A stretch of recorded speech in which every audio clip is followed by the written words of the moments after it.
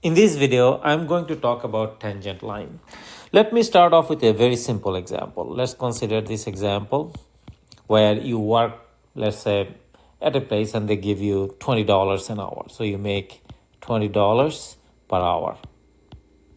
Let's say you work there for 10 hours a week. So if you work 10 hours, you're going to make 10 times $20 per hour, right? So that's going to give you $200. Very simple. Now, what if you change that number of hours? That means if you work more or if you work less. Let's say you work less. You work 8 hours. If you work 8 hours, it's going to be 8 times 20, which is going to be $160. On the other hand, if you work more, let's say 12 hours, what's going to be your money that you bring in is going to be 12 times 20, which is $240. So what I'm talking about here is how your income or the amount of money that you make changes as you change your number of hours. It's very simple, very common sense. All of you are very familiar with it. The more you work, the more you get paid. The less you work, the less you get paid. Now, let me take this idea and kind of more formalize it and put it in terms of mathematics. This is actually nothing but a function. Here, y is equal to f of x. X is the number of hours that you work. So this x is the number of hours you work.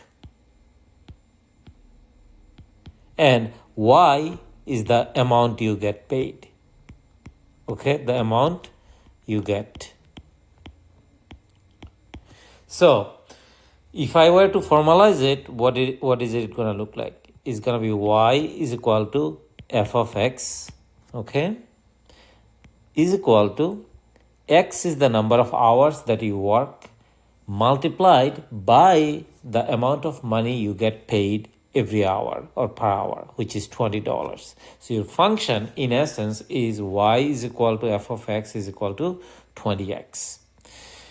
Now I'm going to be using this function to find the change in the amount of money that you make. As I said, the more you work, the more you get paid. The lesser you work, the lesser you get paid.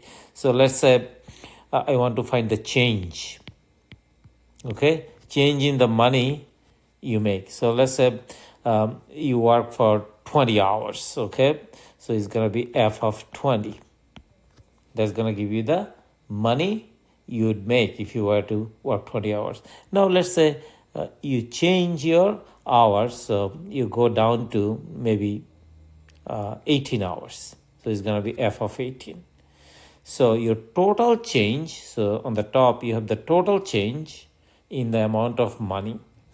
In the bottom, you're going to have the actual change in the number of hours you work. So which will be what? You went from 20 hours to 18 hours, right? So total change on the top in the numerator divided by the change in the number of hours, which is in the denominator. And this is very common sense. All of you know how to do it, right? And we could find the change if you increase the number of hours. So let's say you go from 20 hours to 22 hours. So let's put it right here. Change. Okay. You go from 20 to 22 hours. So your f of 22 is going to be the amount of money you make for working 22 hours, and f of 20 is going to be the amount of money you make for working 20 hours divided by 22 minus 20. Now here I am kind of going to introduce some convention. The convention is that typically the higher value for x, we write it first, and the lower value, we write it second. Similarly, I have done it here. Higher value for x, I put it f of 22 here and then subtract f of 20 from there. So this is very straightforward, and you know how much your change is going to be. So in this case, change is going to be 22 for this one. 22 times 20 is going to be 440 minus 20 times 20 is going to be 400 divided by 22 minus 20 in the bottom is 2. That's going to be 440 minus 400 is 40 divided by 2 is equal to $20. So your rate of change is $20 per hour. A similar calculation will show that your rate of change for going down in number of hours that you work is also 20.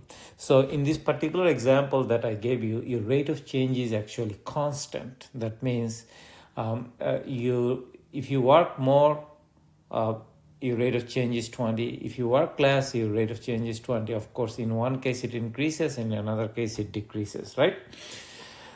So now, having said that, let me take this idea and apply it to a different context. So we found the rate of change in this way. What we did, we found the change in y. So rate of change, let me write actually the rate of change. Change is change in y divided by change in x. That means change in y means change in the function value divided by the change in the independent variable x value. Now this idea can be extended, by the way, to any arbitrary function. This is a very simple linear function, by the way. Just to remind you, this is nothing but a straight line through the origin with a slope, okay, or rate of change being 20, okay. Y is equal to 20x. That's how it looks like. Now this idea of change can be extended to any function. So now if you have an arbitrary function, let's say this is your x and this is your y is equal to f of x. And for this arbitrary function, if you go from point A to point B, we can easily find the rate of change, right? At point A, you are here. At point B, you are here. So your change in y is this. And let's call it delta y, change in y. And change in x is this. Let's call it delta x. Typically, we use the Greek letter delta to indicate small change, okay? The small amount of change.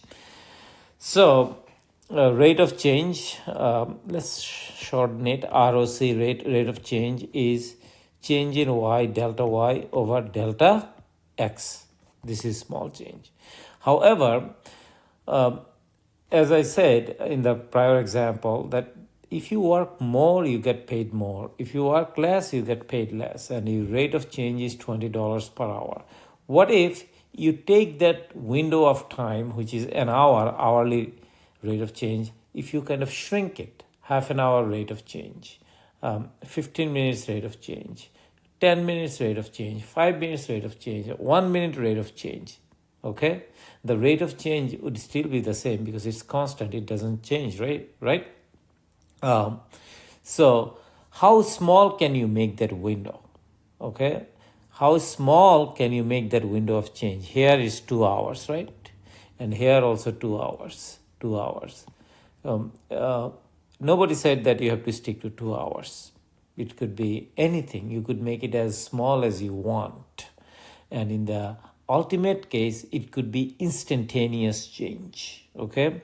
In the ultimate case, it will be instantaneous change.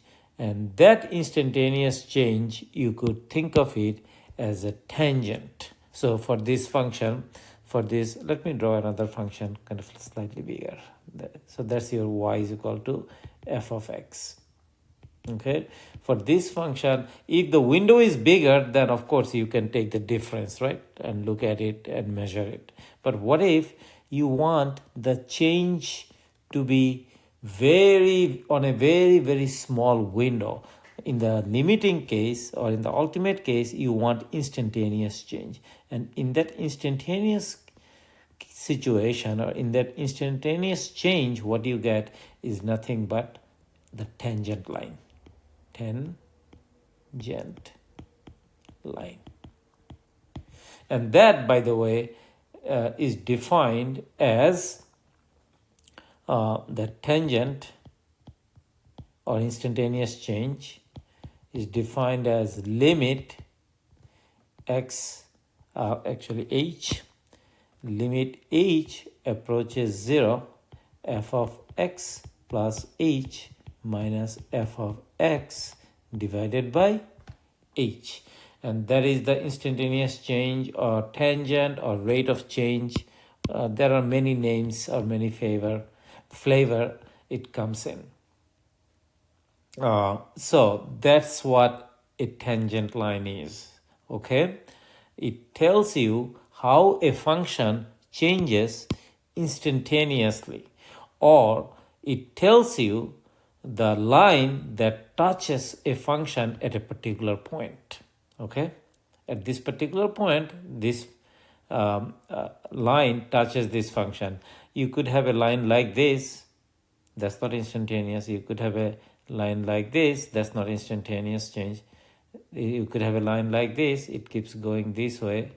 And in the limiting case, the window over which x changes becomes extremely small, and it becomes so small that we call it literally instantaneous change, or in the limiting case, this a to b distance becomes 0. Okay, this literally gets closer to b or b gets closer to a, doesn't matter which way you go, it becomes extremely small. And in the limiting case, the change that you get, that's called the instantaneous change or rate of change, that is expressed by also tangent line.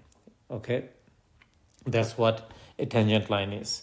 I hope that this discussion was helpful. Thank you very much.